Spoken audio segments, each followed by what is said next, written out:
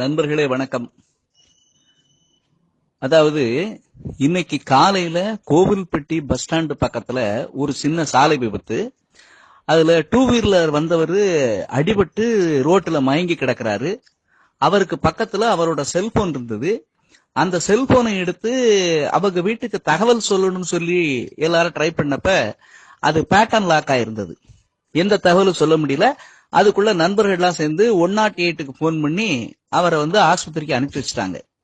So இந்த சூழ்நிலையில எனக்கு ஒரு செய்தியை எல்லாருக்கும் சொல்லணும் அப்படிங்கிறது எனக்கு ஒரு விருப்பமா இருக்குது. அதை கொஞ்சம் தயவு செய்து எல்லாரும் கொஞ்சம் அதை செஞ்சுங்க வைக்குங்க. அதாவது உங்க எல்லாருடைய ஆண்ட்ராய்டு செல்போன்லயும் இதற்கான வசதி இருக்குது. எப்படின்னு கேட்டீங்கன்னா, நீங்க பேட்டர்ன் லாக் போட்டு வச்சுட்டீங்கன்னா கூட ஏதோ ஒரு எமர்ஜென்சில உங்களுடைய செல்போனை யாராவது எடுத்தாங்கன்னா அந்த பேட்டர்ன் லாக்குக்கு முன்னாடியே ஓபன் ஆகக்கூடிய அந்த ஸ்கிரீன்ல உங்க யாருக்கு தகவல் கொடுக்கணுமோ அவங்களுடைய செல் நம்பரை பதிவு பண்ணலாம். இதற்கான வசதி எல்லா ஆண்ட்ராய்டு போன்லயும் கொடுக்கப்பட்டிருக்கு. ஆனா எல்லாரும் செய்யறது இல்ல. சரி, அதை எப்படி செய்யறது அப்படிங்கறத பார்ப்போம். என்ன செய்யணும் அப்படின்னா, நீங்க ஆண்ட்ராய்டு செல்போன்ல முதல்ல செட்டிங்ஸை ஓபன் பண்ணுங்க. செட்டிங்ஸை ஓபன் பண்ணீங்கன்னா லாக் ஸ்கிரீன் அப்படிங்கிற ஒரு ஆப்ஷன் வரும்.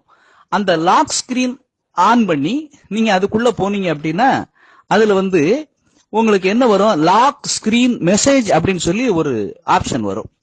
நீங்க அந்த ஆப்ஷனையும் ஆன் பண்ணி நீங்க உள்ள போனீங்கன்னா ஓனர்ஸ் இன்ஃபோ அப்படின்னு சொல்லி ஒரு தகவல் வரும்.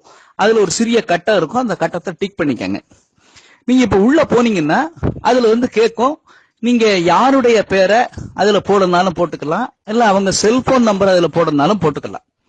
இப்ப அந்த செல்போன் நம்பரை நீங்க எந்த நம்பர் போடணும் அப்படின்னா, நீங்க எமர்ஜென்சில இருக்கும்போது யாருக்கு தகவல் கொடுக்கணுமோ அவங்களோட நம்பரை அதுல போட்டுக்கோங்க.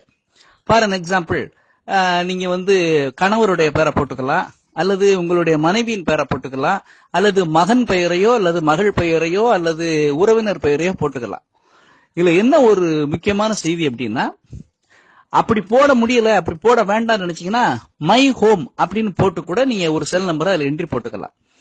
ஒரு நம்பர் மட்டும் இல்ல. இப்ப ஒரு நபருக்கு தொடர்பு கொள்றாங்க, அவர் ஏதோ பிஸியா இருக்கிறாரு அப்படின்னா கூட இன்னொரு நம்பர் அது கூட தொடர்பு கொள்ளலாம். இந்த மாதிரி 10 நம்பரை அதுல நீங்க பதிவு பண்ணிக்கலாம். இப்படி 10 நம்பரை பதிவு பண்ணி வச்சிருக்கிறீங்க. ஏதோ ஒரு ஆபத்து காலம் உங்க செல்போன் கிடக்கு, அந்த செல்போன்ல பேட்டர்ன் லாக் இருக்கு, யாருக்கு தொடர்பு கொள்ளது அப்படிங்கிறதுக்கு அந்த ஸ்கிரீன்ல அதெல்லாம் ஓடிட்டு இருக்கும்.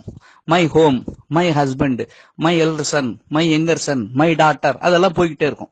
அதுல இருக்கிற நம்பரை பார்த்து அவங்க செய்தி சொல்வதற்கு உங்களுக்கு வசதியா இருக்கும்.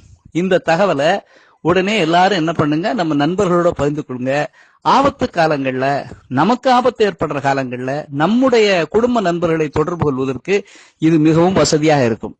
நன்றி. வணக்கத்துடன் நாகராஜன்.